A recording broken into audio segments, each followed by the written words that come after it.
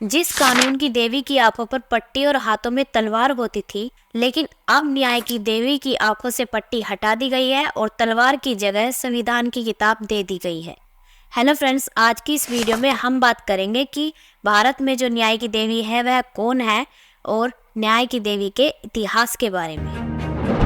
For centuries, Lady Justice has stood as a symbol of impartiality, blindfolded and wielding a sword, representing equality and authority.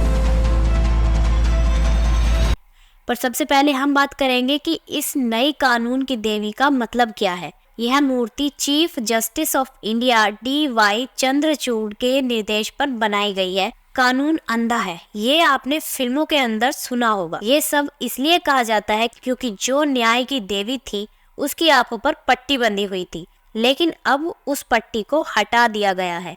हाथ में तलवार की जगह संविधान की किताब दे दी गई है, जिसका यह संदेश दिया गया है कि कानून अंधा नहीं है बल्कि चौकस और जागरूक है। और साथ ही जो उनके हाथ में संविधान की किताब है वह इस बात पर जोर देती है कि कानून भारत के संविधान के बेस पर चलता है, न कि उस औपनिवेशिक तलवार के आधार पर जो केवल दंड का अधिकार का प्रतीक है।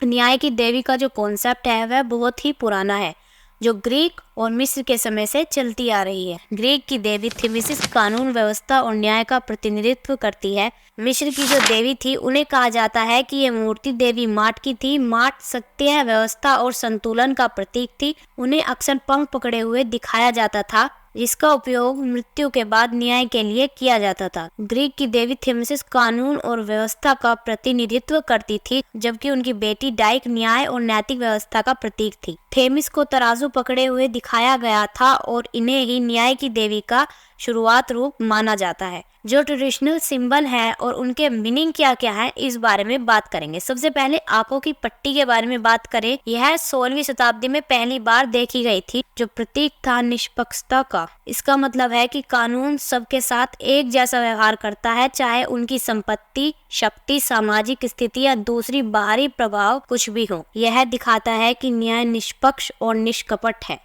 नंबर 2, तराजू। तराजू एविडेंस और तर्कों को तौलने का प्रतीक है, जो दिखाता है कि कानून को भी एक्शन लेने से पहले सभी पक्षों पर विचार करना चाहिए, जिससे क्या हो कि न्याय एविडेंस के बेस पर दिया जाए। और तीसरा है तलवार। पारंपरिक रूप से तलवार कानून की ताकत और उनके निर्णय को लेकर लागू की शक्ति का प्रतीक है, जो ज्यादातर बिना म्यान के चित्रित की जाती है, जो यह दर्शाती है कि न्याय पारदर्शी, जलद और निर्दोष की रक्षा करने या दोषी को दंडित करने में सक्षम है।